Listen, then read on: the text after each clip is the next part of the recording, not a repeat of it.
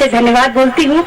और इसी के साथ साथ बहुत खूबसूरती से मंच का संचालन कर रहे थे परम आदरणीय राजेश राज जी, गीतों और गजलों के राजकुमार हैं।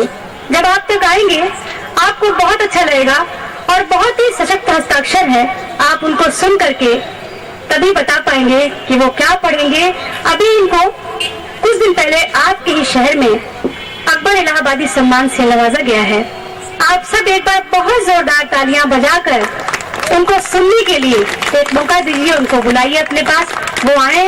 मैं उनसे निवेदन करती हूँ कि आप आइए और अपनी कविता लोगों तक पहुंचाइए। तो केवल कविता नहीं है, कविता का संदेश होना चाहिए और पैगाम होना चाहिए। इस रचना को आपने एक बात महसूस की होगी कि हमारे जो कलाम साहब थे पूर्व राष्ट्रपति, वो जहां भी आते थे ब्यूरोक्रेट से नहीं मिलते थे, नेताओं से नहीं मिलते थे, स्कूल के बच्चों से मिलते थे। तो उनका था जो बच्चे हैं आज इनको सही तरीके से अगर हम संभाल लें तो इन्हीं से देश बनेगा 20 साल बाद। एक बच्चा मेरी निगाह में है, आप सबने उस बच्चे को देखा है। मैं आपका ध्यान उस बच्चे की ओर ले चलता हूँ। सिर्फ हास्य भी सुनाऊंगा और गजलें भी, लेकिन ये रचना यहीं से करते हैं।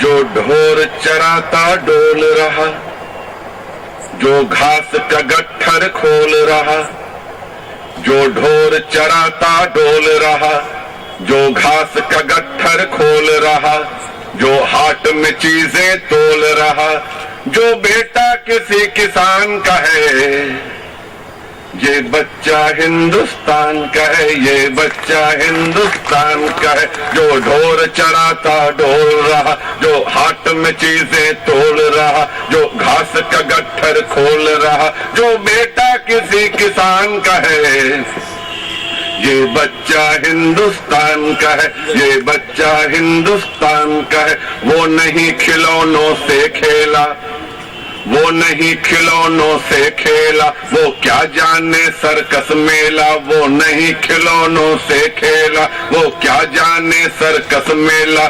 छोटा पर खींच रहा ठेला, ये प्रश्न देश की आन का है, ये बच्चा हिंदुस्तान का है, ये बच्चा हिंदुस्तान का है। दो चाय वहाँ दे आ छोटू, जूठे बर्तन ले जा छोटू, दो चाय वहाँ दे आ छोटू, जूठे बर्तन धोला छोटू, ले रात कबासी खा छोटू।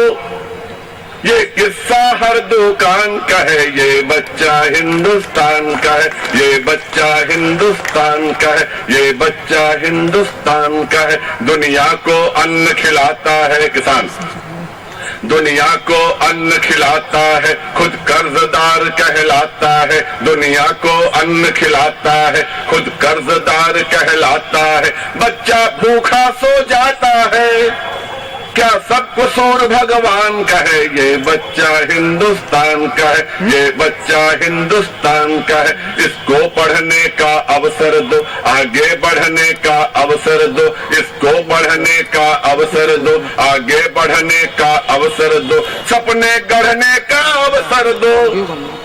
ये वक्त नहीं बलिदान का है, ये बच्चा हिंदुस्तान का है, ये बच्चा हिंदुस्तान का है। और संकल्प ले हम आप कि बच्चे से काम नहीं लेना, बच्चे को भीख नहीं देना, बच्चे से काम नहीं लेना, बच्चे को भीख नहीं देना, उसको बच्चा रहने देना।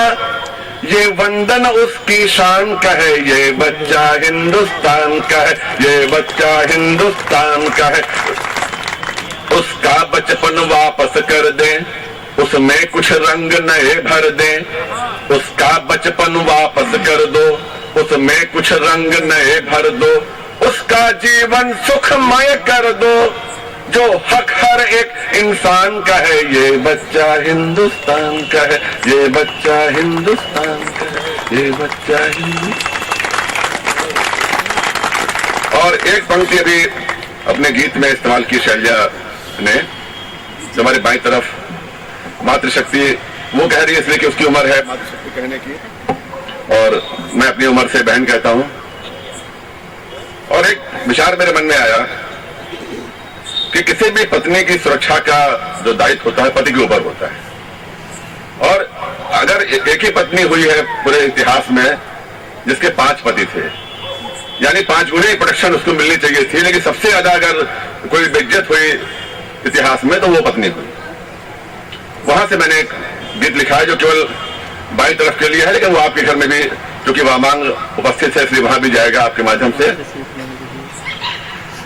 प्रतिदिन छपता ये समाचार है, नारी होती अत्याचार की शिकार है। आए दिन होता जो ये दुराचार है, नारी खुद भी इसके लिए जिम्मेदार है। अपनी मान मर्यादा बचाने के लिए, नीचता को सबक सिखाने के लिए, कोमलता त्याग मर्दानी बनो तुम, बहना मेरी झांसी वाली रानी बनो तुम, बहना मेरी झांसी वाली रानी बनो तुम। चंद्रमा की 16 कला है नारियां, कमजोर करने के लिए क्या क्या तारीफें की गई। चंद्रमा की 16 कला है नारियां, कामिनी कनक चपोला है नारियां।